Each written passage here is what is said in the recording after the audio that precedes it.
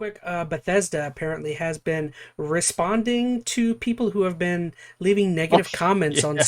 Oh Steam. no. Uh, Yes. Normally, this is something that's not surprising for an indie team or a smaller team trying to defend their video game, but probably not a good look for a major AAA developer to be being combative with people in comment sections Well, it's for not reviews. that. Have you read any of these? I have not, They no. all seem AI generated is the problem. Like, Oh, it's not just like they aren't coming across like you hate our game, we hate you too. It's not combative. It's, oh, we're sorry you didn't like it. But like someone would be complaining about, oh, the exploration's terrible in Starfield, blah blah blah, and they'd come back and be like, oh, we're sorry you didn't like the game. Did you know Starfield has 4 million worlds you can explore and you can do this and that? It's basically an AI mm. Wow. ad for the game trying to rebut whatever. At least that's what it sounds like. Is it truly AI generated? Who knows? But it reads that You way. think And sometimes the on the rebuttals are so lengthy compared to the on response. the It's side just defending crazy. Bethesda, people think there's AI bots. People think Bethesda has AI bots that are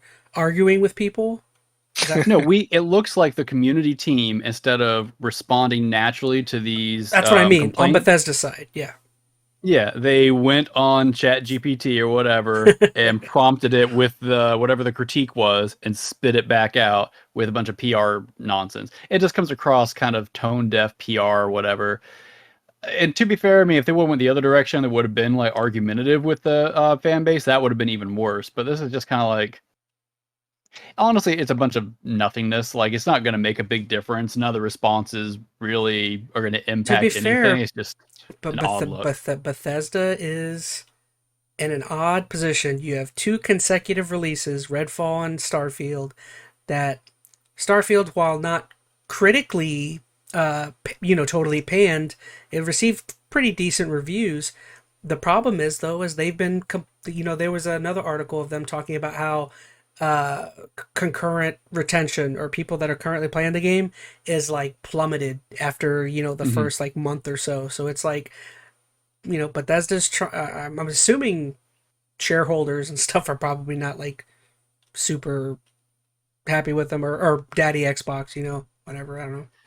Maybe. Here's the thing, like, I don't know exactly what their metrics were for how much they had to make back to be profitable. Like, from what it sounds like, Phil Spencer seems very happy with the success of Starfield. Because if all they were trying to do was get Game Pass subscriptions, they probably got that in spades. That first month before all the crap hit the fan for what Starfield really was, a bunch of people paid a little I bit to feel get like you on could Game kick Phil Pass. Spencer in the nuts and he'd They're apologize like, to oh, that's all you. right.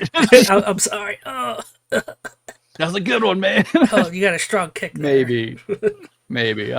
So And I I don't love know. I Phil. think, I'm just saying he seems to defend every he, aspect of it.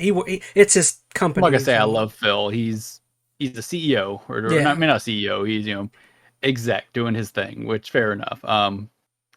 I don't know. We've talked ad nausea about what Starfield is and isn't.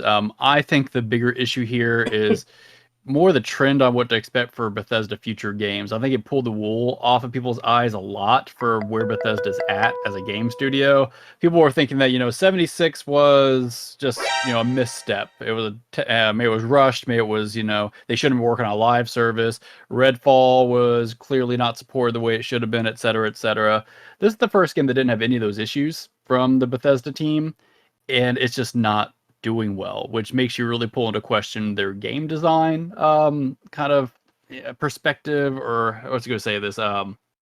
I don't know. It just really calls into question how they make their games and the design principles they utilize moving forward with games Hmm. like Elder Scrolls coming up and whatever new Fallout we're going to see. So that's my takeaway from the Yeah. whole Starfield debacle.